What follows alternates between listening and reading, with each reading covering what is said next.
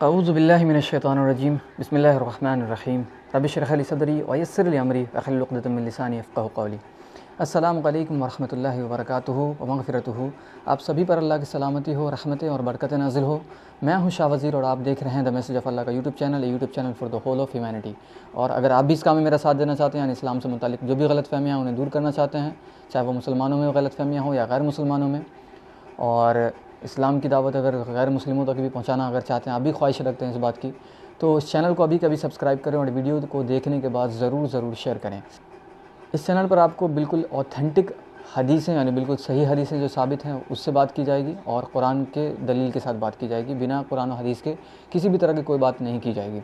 ठीक है, तो चलते हैं आज के टॉपिक की तरफ। आज का टॉपिक है ये कि क्या वाकई में रमज़ान के महीने में शयातीन को जकड़ दिया जाता है ज़ंजीरों में।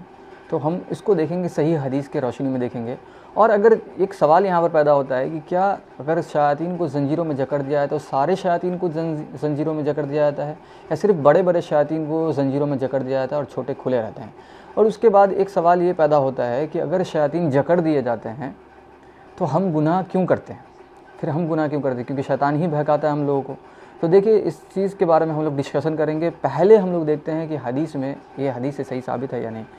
तो अब ये आपके स्क्रीन पर अब आपके सामने है, तो देख सकते हैं जैसा कि आपके सामने में है, सही बुखारी वॉल्यूम 3 किताबुस्सौम, किताब नंबर 30, बाब नंबर 5। और इस बाब का नाम है कि रमज़ान कहा जाए या माह रमज़ान, यानी कि रमज़ान के महीने को माह रमज़ान कहें या रमज़ान कहना चाहिए।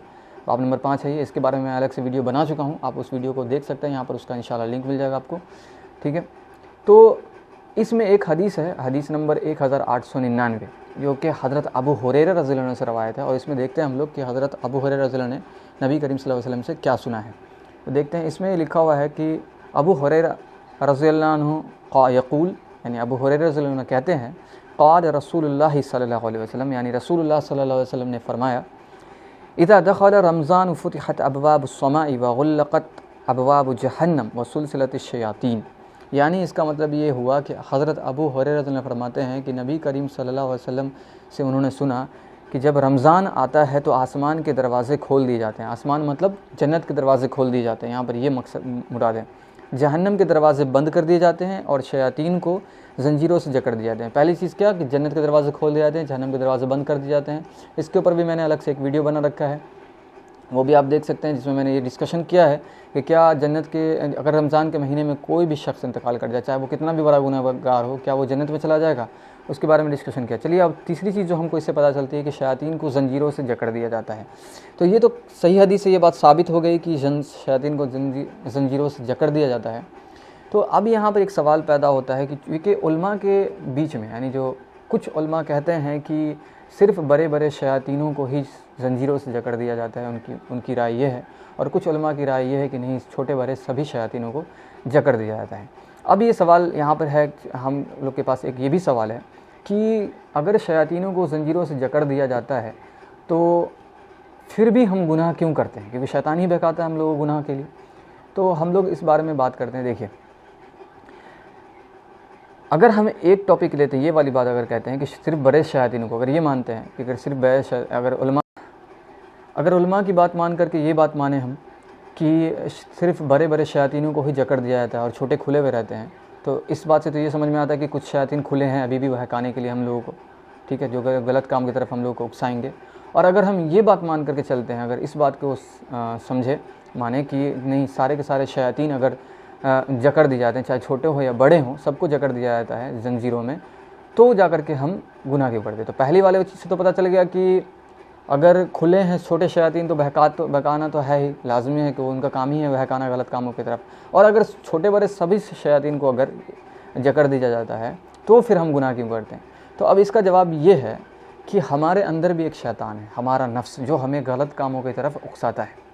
ठीक है, ये बात तो हम लोग अच्छी तरह जानते हैं कि इंसान का जो नफ्स होता है उसको गलत कामों की तरफ उकसाता है और बुरे कामों की तरफ उकसाता है ताकि इंसान गलत काम करे। तो पूरे साल इंसान 11 महीने शैतानों के साथ रहा। शैतानों के साथ रहने का मतलब ये नहीं कि उसके साथ उतना बैठना घूमना फिरना, मतलब कहने का मतलब ये है कि पूरे साल इंसान शैतानी बहकावे में आता रहा। ठीक है, अब उसको आदत पड़ गई शैतान की बातों के मानने की, उसको गलत काम करने की आदत पड़ी हुई है। रमज़ान तो इसीलिए आता है कि इंसान तकवा इख्तियार करे।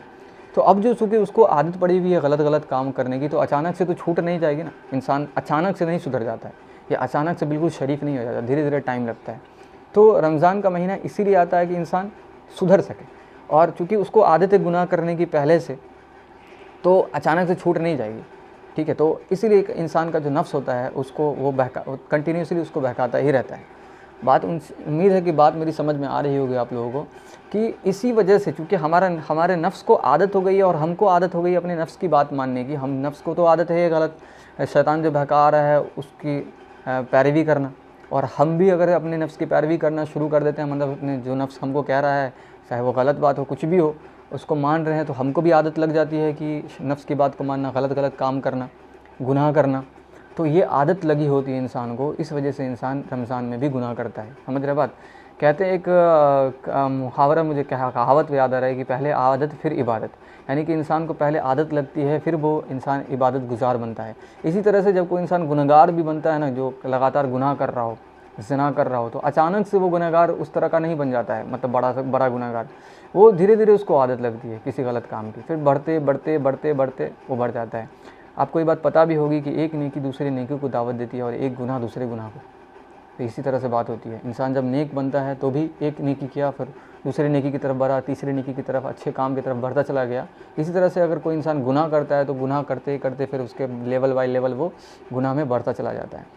तो उम्मीद है इस छोटे से वीडियो में आपको बात समझ में आई होगी। अगर बात समझ में आई है तो वीडियो को दूसरे लोगों तक ज़रूर पहुँचाएँ, शेयर करेंगे आप लोग अगर, तो इस चैनल का ग्रोथ भी होगा और लोगों तक अच्छी बातें पहुँचाने का मुझे मौका मिलेगा।